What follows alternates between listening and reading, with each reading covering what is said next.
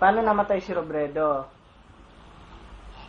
And then, fly sila. Then, alam ni Robredo, may sira sa tailong ipin niya. Tapos, bumagsak sa dagat. Yun, patay si Robredo. Oh, eh ba't wala bang nagsabi sa kanyang may sira yung eroplano? Opo, hindi yan. Walang sumabi. Walang nagsabi.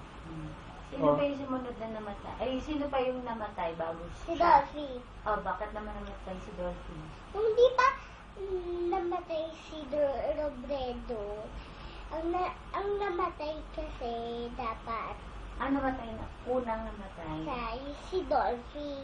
Bakit naman siya namatay? Kasi nag-walk siya sa konti lang na maraming forest. Oh. Wala Si namang... Dolphy? Si Dolphy, bakit siya namatay? Ano ko namatay niya? Kasi lakad siya. Patay siya kasi may sakit siya. Ah, Yung saan ba yung sakit niya? May sakit niya siya. Siya ka, bukod sa sakit, ano?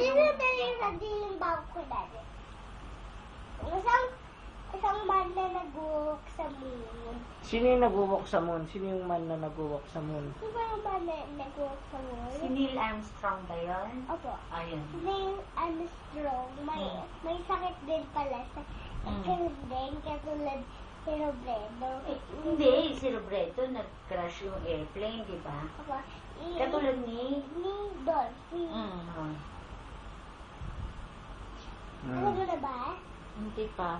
O, ano, kinamatay ni Neil Armstrong. May sakit siya. Nagkaroon din sa sakit katulad ni Dolphy. Tapos, Okay. Tapos na. hindi pa, may pa, susunod. Kay Dolphy, kakatapos ko pala ng bandi kay Dolphy. Opo, kapatid. Oh, lahat na ata nabanggit mo. Yung si Neil Armstrong. Nasabi mo na rin. Okay na. Tapos na. Thank you. Tapos, Ano tapos na. di ba? Nag-walk sa moon. Ah, si Armstrong. Opo, tapos, may nagkaroon na rin ng sakit katulad ni Dolphy. Yan, tapos na. Okay.